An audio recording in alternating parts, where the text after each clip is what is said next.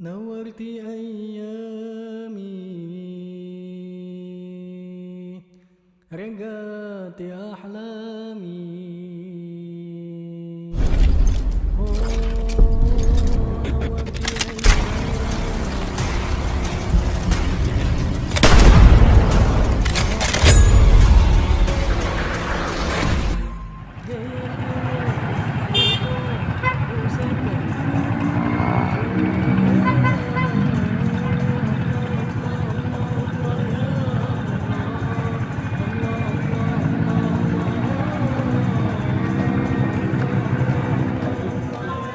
Mari sama-sama kita minta pada guru kita Ibu Karom Al-Da'i Ustadz Alia Tubagus Inggana, kepada beliau kami sama-sama persilakan. Sallallahu Muhammad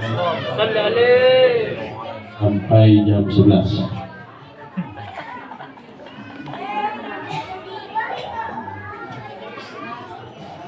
Assalamualaikum warahmatullahi wabarakatuh. Surat Al-Fatihah Susabil Hadratin Nabi Mustafa Sayyidina Maulana Muhammad sallallahu alaihi wasallam wa alihi wa ashabihi wa azwajihi wa dzurriyyatihi wa ahli baitil kiram sunnah hadatul imam Muhammad tadabur musliman wa tusammal Tuhan musyrik wa lidan rahman bin ahmad wa tabada as-sagabun ya bil ali Sami Allah Masyihin Haji Khalil Haji Abdul Latif Bakar Haji Hasan Syarif Haji Hasan Walki Haji Abdul Karim Abdul Majami Masih Madad wa Yusuli wa Khali Malwaji Mazuriyati Majami Fama ila arwah Haji Haji Haji Zaki Minari Kazi Mazuri wa Jami Masyihin Masyihin Masyihin wa walidin wa walidin wa matikum wa jami muslimin wa muslimatin mu'minin wa mu'minatin ahyanan wa amwatan wa ladika syuhada wal maghfirah wa ila hadratin Nabi Muhammad sallallahu alaihi wasallam. Al-Fatihah. A'udzu billahi minasyaitonir rajim. Bismillahirrahmanirrahim. Alhamdulillahirabbil alamin arrahmanir rahim maliki yaumiddin. Iyyaka na'budu wa iyyaka nasta'in ihdinas siratal mustaqim. Shiratal ladzina an'amta 'alaihim ghairil maghdubi 'alaihim waladdallin. Amin. Alhamdulillah wa syukurillah wassalatu wassalamu ala rasulillah ibn abdillah wa ala alihi wa sahbihi wa mawalah amma ba'd. Hadirin muhtaramin, para alim ulama, para asatid, para tokoh masyarakat, wabil khusus daripada keluarga besar Alhamdulillah Haji Ismail, begitu juga yang kami hormati hadirin muhtaram Al-Ustadz Zainal Abidin, begitu juga yang kita hormati hadirin muhtaram Nabi Muhammad Mutahhar, al-hadirin hadirat rahimakumullah. Alhamdulillah, di malam hari ini, dalam kesempatan kali ini, kita masih sama-sama diberikan berbagai macam nikmat oleh Allah Subhanahu wa ta'ala, terkhusus nikmat iman, Islam, sehat, serta panjang umur. Dan karena perantara nikmatnya lah di hari yang mulia ini, di malam yang penuh dengan keberkahan ini, kita masih sama-sama diberikan keinginan, sama-sama ditakdirkan serta diberi kekuatan untuk sama-sama hadir di dalam majelis ilmu setiap malam Rabuhnya. Mudah-mudahan apa-apa yang kita sudah upayakan, setiap pengajian yang kita lakukan, dicatat oleh Allah Subhanahu wa ta'ala sebagai amal yang diridhai dan diterima olehnya.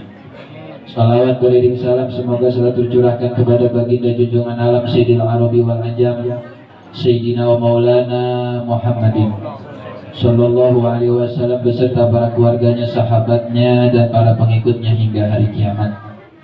Para hadirin hadirat rahimakumullah, pada malam hari ini sudah sama-sama kita bacakan daripada ratibnya, maulidnya, sholawat nariyahnya, yang semua itu menjadi harapan daripada sahibul hajat, daripada sahibul bait. Mudah-mudahan dengan wasilah yang kita baca tadi, cabang bayi dalam perut daripada istrinya guru kita bersama Ustadz Halim dijadikan anak yang soleh, jadi anak yang berbakti, anak yang alim, anak yang amil, yang bisa membanggakan Allah dan Rasulnya serta orang tuanya. Amin ya rabbal alamin. Setiap daripada 4 bulanan, sering antara kita, tetangga kita, jamaah kita mengadakan tasyakuran. Berharap dengan tasyakuran tersebut, yaitu dengan dilancarkan ke depannya dalam proses kelahirannya. Dan apakah dengan tasyakuran 4 bulan tersebut ada dasarnya, ada perkara yang bisa menopang daripada amal-amal yang sering kita lakukan mengikuti acara 4 bulanan. Ternyata ini merupakan bukan budaya, melainkan ada dasarnya secara jelas, yang mana satu hadis diriwayatkan oleh sahabat Abdullah bin Mas'ud. Beliau mendengar langsung satu hadis dari Nabi, bahwasanya Nabi kita bersabda, inna ahadakum yujma'u khalquhu fi batni ummihi arba'ina yawman nutfatan summa yakunu alaqatan mithla dhalik thumma yakunu mudghatan mithla dhalik thumma yu'maru ilaihi malak wa yu'maru bi arba'i kalimatin bi katbi rizqihi wa amalihi wa ajalihi wa syakiyun aw sa'idun. Dalam hadis tersebut Nabi kita bersabda, sesungguhnya salah satu di antara kalian tercipta, dikumpulkan di dalam rahim ibu-ibu kalian selama 40 hari menjadi sperma. 40 hari menjadi sperma. 40 hari kedua dijadikan sebagai darah yang mengumpal. 40 hari yang ketiga dijadikan sebagai daging yang mengumpal. Berarti sudah 43 kali. Berarti 40 kali 3 sama dengan 120. 120 sama persis dengan 4 bulan. Dan tepat pada 4 bulan cabang bayi berada di dalam rahim ibunya, diperintah kepada dirinya, diutus kepada rahim tersebut seorang malaikat yang tugasnya satu, untuk menulis ajalnya, untuk menulis rizkinya, untuk menulis amalnya, dan untuk ditulis apakah dia orang yang bahagia ke depannya atau orang yang celaka. Semuanya tercatat dengan rapi oleh malaikat tersebut atas perintah dari Allah Subhanahu wa taala. Tidak ada yang bisa berubah sedikit pun dari apa-apa yang dicatat dari malaikat tersebut. Dan dengan acara 4 bulan, di sana biasanya dibacakan doa-doanya, dibacakan zikir-zikirnya, bahkan dibacakan berbagai macam suratnya, daripada surat Yusufnya, surat Maryamnya, surat Muhammadnya, dan surat-surat yang lain. Berharap di 4 bulan tersebut, ketika takdir bayi ini di dalam rahim ibunya, dicatat rizkinya banyak, amalnya bagus, umurnya panjang, dan ditakdirkan sebagai orang yang bahagia. Itu harapannya. Dan apakah catatan yang semestinya tidak baik kemudian bisa baik? Ternyata bisa. Kata Nabi dalam satu hadisnya, la yaruddu bil qada illa du'a. Dalam riwayat yang lain, la yaruddul qadara illa du'a. Tidak bisa menolak qadar terkecuali dengan doa. Wala yazidu bil umri illa bir. Dan tidak bisa menambahkan umur kecuali dengan berbakti kepada kedua orang tua. Jadi jangan pernah kita punya pikiran 4 bulan itu adalah satu bentuk budaya. Enggak. Itu adalah bentuk anjuran agar kita nanti di 4 bulan tersebut memperbanyak doanya, memperbanyak harapan-harapan agar bayi yang berada di dalam rahim ibu tersebut memiliki takdir yang bagus. Apakah doa-doa yang kita aturkan itu semuanya akan diijabah? Yakin, seyakin-yakinnya. Karena tidak ada doa yang tidak diijabah. Karena Allah berfirman dalam ayatnya, ud'uni astajib lakum, secara jelas. Tapi kalau kita doa ini ternyata banyak yang belum dikabul, doa itu juga belum dikabul. Apakah tidak dikabul? Ternyata bentuk pengkabulannya kita belum paham. Imam Bejuri mengatakan di dalam kitabnya bahwa bentuk doa semuanya diijabah, tapi bentuknya berbeda. Yang satu, bentuk ijabah doa itu bi'aini ma talaba imma halal au ma'ala, dengan bentuk apa yang dia minta. Ya Allah, saya minta mudah-mudahan anak saya laki-laki. Nyatanya anaknya laki-laki. jadi sesuai dengan apa yang dia minta, baik itu bentuknya saat itu atau nanti di tempo.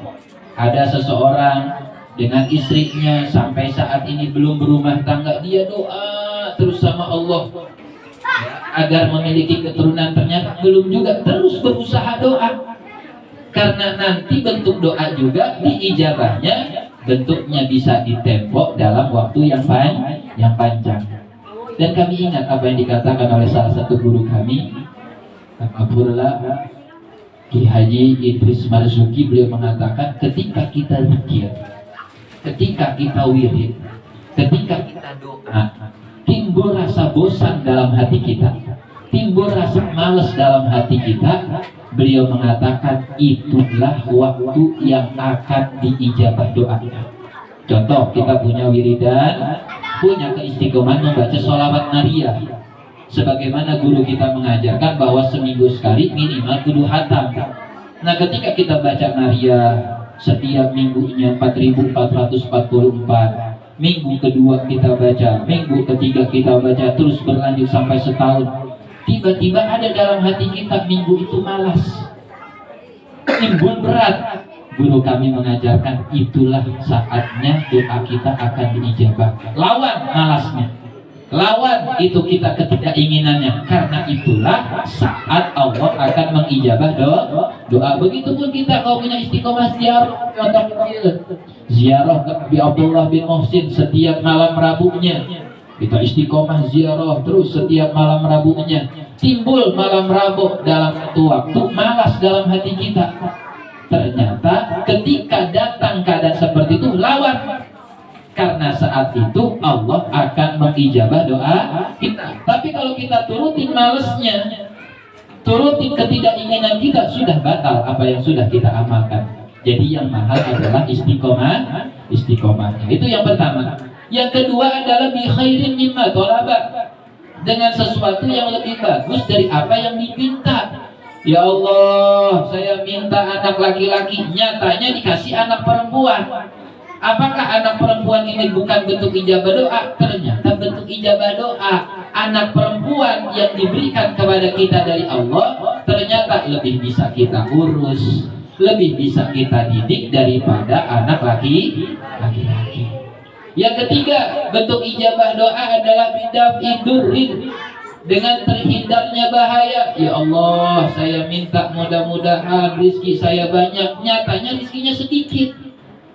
Tapi dalam setiap berkendara, dalam setiap berjalan, dia itu menuju kemana-mana, tidak pernah dapat musibah, tidak pernah kecelakaan, tidak pernah jatuh, badannya sehat terus. Itu pun bentuk ijabah doa. Dan yang terakhir yang paling dahsyat adalah bitawabin yahsulul da'i, dengan pahala yang akan diperoleh oleh orang yang doa. Ketika di akhirat nanti kita akan lihat tumpukan-tumpukan pahala yang seperti gunung, sehingga kita berkata kepada Allah, ya Allah, ini pahala apa begitu besarnya ya Allah? Allah pun menjawab, ini pahala doa yang saya tidak ijabah ketika di dunia. Seketika itu manusia berkata, ya Allah, seandainya saya tahu, seandainya kami tahu bahwa pahala doa begitu besar seperti ini, kami menginginkan doa kami di seluruh dunia ini tidak mau diijabah, saking besar pahalanya. Tapi manusia, khuliqal insanu min ajal, kata Allah. Manusia itu diciptakan bawaannya mau buru-buru terus. Doa sekarang jam 12, jam 1 diijabah kita pengennya. Lah kita wali bukan, tapi pengen cepat. Jadi itu yang namanya doa, semuanya akan dijebak. Dan berharap dalam 4 bulan tersebut doa-doa yang dihaturkan akan memberikan takdir yang bagus kepada cabang baik. Dan kemudian dalam rangka 4 bulan ini pun yang harus diperhatikan, bahwasanya seorang ayah, seorang ibu bukan hanya butuh di dalam memberikan nafkah kepada anaknya saja, memberikan makan saja, memberikan minum saja, memberikan pendidikan saja, tidak, tapi juga butuh yang namanya riyadhah, butuh yang namanya itu untuk mujahadah. Bagaimana caranya seorang ayah ini dia punya satu amalan yang diniatkan dia anaknya ke depannya menjadi anak yang soleh. Begitu juga seorang ibu, dalam pikirnya, dalam baca Qur'annya, dalam puasanya diniatkan untuk anaknya agar kedepannya rizkinya itu berlimpah menjadi anak yang soleh. Ini yang kurang di kita sekarang, yaitu tanpa ada riyadhah. Sudah, yang penting kita punya duit, ngasih makan, ngasih biaya pendidikan, beres. Sedangkan wirid kita, sedangkan puasa kita sekarang sudah melupakan kebiasaan-kebiasaan ulama-ulama kita, yang mana tidak ada satu ulama pun yang lahir ke alam dunia ini kecuali orang tuanya pasti riyadhah, kecuali orang tuanya pasti mempersiapkan dengan amal ibadahnya agar ke depan anaknya ini menjadi anak yang berguna. Contoh kecil seperti halnya yang dialami oleh murid daripada Kiai Haji Khalil Bangkalan, yaitu Kiai Haji Abdul Karim Lirboyo. Beliau itu punya orang tua, yaitu khususnya perempuan, itu orang miskin, orang nggak punya apa-apa. Ya. Beliau itu jadi tukang jamu di pasar. Cita-cita beliau dari perawan pengen punya kebaya. Akhirnya beliau berdagang terus, di kumpulan dikit demi sedikit, itu hasil daripada dagang jamunya. Dan kemudian setelah kumpul, kebelilah kebaya sampai 20 tahun itu beliau ngumpulin uang. Baru beli pagi, tiba-tiba pas malam ada yang ngetok pintu beliau. Dan seorang ibu-ibu yang di hadapan pintu tersebut meminta kepada ibunya Kiai Haji Abdul Karim untuk minta pakaian. Karena tamu tersebut anaknya baru lahir tapi nggak punya pakaian, nggak ada sarapan bahasa kitanya, nggak ada bajunya.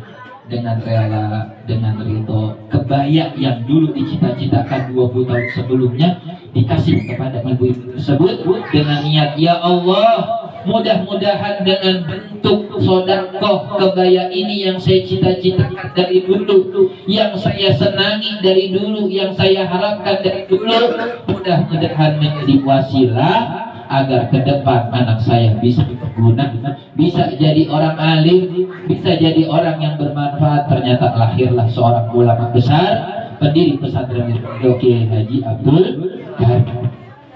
Dan setiap orang yang besar, jangan lihat orang tuanya saja, jangan lihat bapaknya saja, tapi lihat ibunya. Karena seorang anak sangat berpengaruh terhadap riyadhah ibunya. Dan kami diajarkan oleh salah satu daripada guru kami, yaitu ketika kami sholat di daerah Nurul Jadid Paiton, yaitu almarhum Kiai Haji Abdul Haq. Beliau itu berkata kepada kami, wahai santri, ketahui bahwasanya suami itu riyadhah untuk anaknya selama istri lagi berada, selama istri dalam hamil. Riyadhahnya apa? Sholat jamaah. Nah, Kiai dapat dari mana? Saya dapat dari Kiai Haji Marus Ali. Lihat anak Kiai Haji Marus Ali. Meskipun Kiai Marus Ali nggak begitu putih, nggak begitu ganteng, anaknya bule, alim, soleh, rata-rata yang perempuan hafal Al-Quran. Apa riyadhahnya? Selama istri hamil, suaminya jangan putus sholat jamaah. Mau itu mau istrinya boleh, mau itu sholat di masjid boleh, mau itu di musola juga boleh. Nah terus kalau beres hamil bagaimana Kiai? Setelah melahirkan, maka tugas riyadhah itu diberikan kepada ibunya sampai kapan? Sampai wafat. Oleh karena itu, anak bukan gimana bapak, tapi anak gimana ibu. Dan kami juga mengatakan al-maghfurlah Kiai Haji Maimun Zubair bahwa anak itu gimana ibu, sebagaimana ayat Quran Nisa hukum hardzul lakum. Perempuan-perempuan kalian, istri-istri kalian adalah ladang kalian. Sebagus apapun bibit, kalau tanahnya itu tandus, tidak akan tumbuh. Begitupun perempuan, sebagus apapun laki-laki alim, dia itu soleh, tapi istrinya nggak mau ngaji, istrinya nggak mau baca Quran, istrinya nggak mau ikut ngaji, istrinya bukan orang yang baik, yang berharap punya anak yang seperti ayahnya. Tapi berapa banyak yang bapaknya bukan siapa-siapa, tapi ibunya mau menguasai anaknya seumur hidup. Ada yang menguasain selama mondoknya anak tersebut. Ada yang menguasai anaknya selama pendidikan anak tersebut, tapi anaknya menjadi orang-orang yang besar. Ya, jadi kita harus perhatikan bahwa seorang ibu menentukan bagaimana karakter seorang anak. Ya, jangan hanya dipikirkan uang, jangan yang dipikirkan hanya baju, jangan hanya dipikir adalah keuntungan, tapi bagaimana etak anak-anak yang soleh. Dan kemudian sebelum kami tutup, bahwasanya sudah menjadi akhir zaman, yang mana kita selalu membekali ke depan anak kita dengan harta-harta kita. Kita banyakin harta kita, kita banyakin uang kita, agar nanti kalau kita nggak ada, anak-anak kita akan hidup dalam keadaan sejahtera, punya rumah, punya usaha. Semua orang berpikiran seperti itu. Tapi apakah kita pernah berpikir orang-orang tua kita dahulu, guru-guru kita dahulu, apakah mereka mempersiapkan hal yang sama seperti kita? Enggak. Tapi nyatanya kita kerja enak, nyatanya kita punya rezeki enak, nyatanya kita juga punya rumah enak. Ternyata yang mereka bekali, yang mereka persiapkan agar anaknya nanti hidup dalam keadaan sejahtera ke depannya apa? Keistiqomahan dalam masalah ibadah. Kalau kita sudah istiqomah sholatnya, istiqomah ngajinya, istiqomah baca sholawatnya, bohong punya anak dalam keadaan sengsara, bohong. Karena yang janji adalah Allah. Allah berkata dalam Al-Qur'annya, innal ladzina qalu rabbunallahu tsumma istaqamu tatanazzalu alaihimul malaikatu alla takhafu wa la tahzanu wa abshiru bil jannati allati kuntum tu'adun nahnu awliyaukum bil hayati dunya wal akhirah. Kata Allah apa? Sesungguhnya orang-orang yang berkata Tuhan kami Allah dan istiqomah, maka ketika mereka wafat, dijelaskan dalam tafsir tersebut, ketika orang yang istiqomah ini wafat, turun kepada mereka rahmatnya Allah, turun kepada mereka malaikat-malaikatnya Allah, tatanazzalu alaihimul malaikatu, dan malaikat itu berkata, la takhafu wa la tahzanu, kalian jangan sedih, kalian jangan takut, dan bergembiralah dengan surga yang dijanjikan oleh kalian. Ternyata orang yang istiqomah ini sudah yakin ketika wafat akan mendapatkan upahnya nanti di akhirat, akan mendapatkan pahalanya di akhirat. Sehingga mereka berkata kepada malaikat itu, wahai malaikat, kami nggak takut setelah mati kami, bagaimana keadaan kami ke depannya, karena kami yakin seyakin-yakinnya dengan janji Allah, dengan amal ibadah yang kami lakukan di dunia akan kami peroleh hasilnya di akhirat. Tapi yang kami pikirkan bagaimana keadaan istri saya yang saya tinggal, bagaimana keadaan anak-anak saya yang saya tinggal, sedangkan mereka dalam hidupnya saya nafkahi, kalau saya nggak ada bagaimana? Langsung dijawab oleh Allah dengan lisan malaikat, nahnu awliyaukum bil hayati dunya wal akhirah. Kami yang ngurusin mereka, kami yang akan menjamin mereka. Tenang, engkau nggak usah merasa takut, engkau nggak merasa sedih. Sehingga ketika itu orang yang wafat dalam keadaan seperti itu penuh dengan ketenangan. Dan nyata orang yang istiqomah dalam ibadahnya, orang yang istiqomah dalam berbuat baiknya, anaknya tidak ada yang hidup dalam keadaan sengsara. Dan itu yang harus kita bekali buat anak-anak kita. Istiqomahkan diri kita dalam kewajiban kita minimal 5 waktunya rapihin, puasa Ramadannya sempurnain. Nanti kalau sudah wajib zakat, keluarkan zakatnya. Kalau sudah wajib haji, berangkat hajinya. Sudah wajib umroh, berangkat umrohnya. Minimal yang wajib dulu, jangan kejar yang sunnah. Kalau wajibnya sudah istiqomah, baru tambahin yang sunnah. Sunnahnya sudah istiqomah, sempurnakan adabnya, sempurnakan akhlaknya, sehingga kita ikut nanti punya hubungan yang kuat dengan Nabi kita, Nabi Muhammad Sallallahu Alaihi Wasallam. Nah, ini pentingnya kita hadir dalam ilmu, bukan hanya harta yang kita bekali untuk anak keturunan kita, melainkan istiqomah kita yang akan mensejahterakan mereka setelah wafatnya kita. Jangan cuma pikir doang, jangan cuma baca Quran doang, tapi ilmunya juga harus diperdalam. Karena kami ingat apa yang dikatakan oleh Sultanul Aulia Syekh Abdul Qadir Al-Jilani dalam salah satu makolahnya, bihabu dinikum min salasah, hilangnya agama kalian, ya, bihabu dinikum min arba'ah, hilangnya agama kalian karena 4 perkara. Seorang wali besar yang hidupnya mujahadahnya nggak tanggung-tanggung, 40 tahun beliau sholat subuh dengan wudu isya. Beliau mengatakan dalam makalahnya 4 perkara yang bisa menghilangkan agama kita, sehingga nggak sadar kita itu dalam zahirnya Islam ternyata sudah tidak Islam, bahkan waliyadzubillah wafat dalam keadaan su'ul khotimah. Yang pertama yang menyebabkan agama kita itu hilang ialah annakum ta'maluna ma la ta'malun. Annakum ta'maluna ma la ta'lamun. Kalian itu melakukan sesuatu tanpa dasar perkara yang kalian ketahui. Kalian beribadah tanpa ilmu.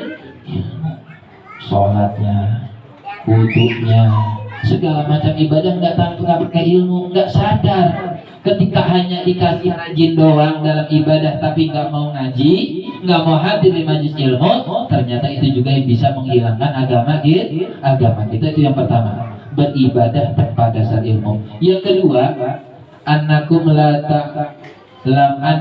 ta'maluna bima ta'malun.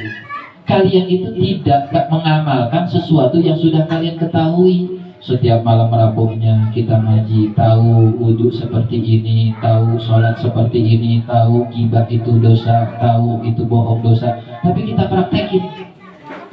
Jadi tidak mengamalkan ilmu. Orang yang dalam hidupnya ilmunya mau itu sebanyak apapun, kalau tidak diamalkan bisa hilang agamanya. Kemudian yang ketiga, hilangnya agama kita, annakum la tata'allamuna ma la ta'lamun fatabuna juhala. Kalian itu nggak mau ngaji, nggak mau belajar perkara yang kalian tidak ketahui. Udah paham nggak bisa baca Quran, nggak mau ngaji Quran. Udah tahu nggak bisa wudhu, nggak belajar wudhu. Wah, sama tua, nggak, udah malu, nggak ada batasnya. Selama ajal itu belum menjemput kita, umur masih ada pada kita, Allah masih memberikan kesempatan pada kita untuk menjadi orang yang baik.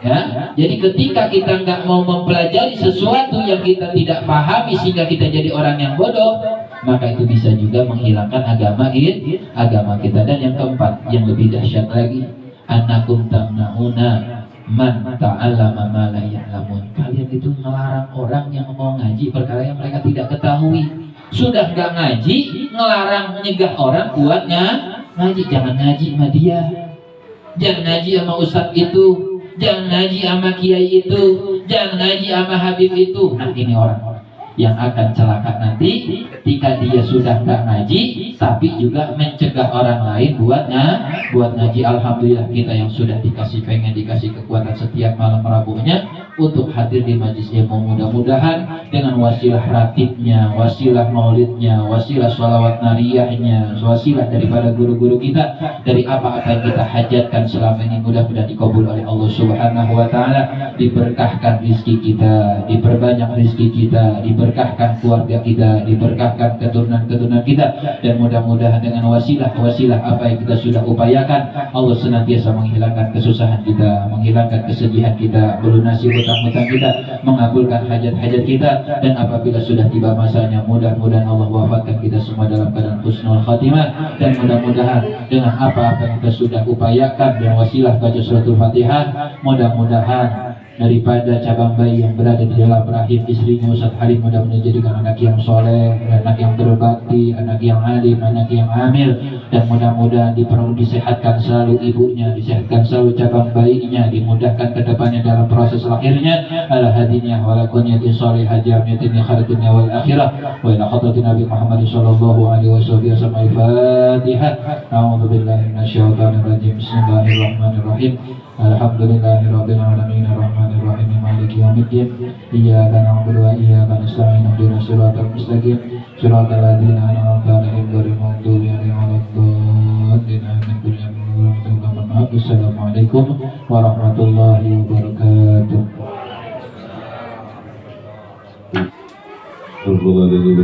مولانا وعبد الله وصلى وسلم على سيدنا محمد وسلم تبارك وتعالى بشريعة رسول الله الجميل. بسم الله الرحمن الرحيم.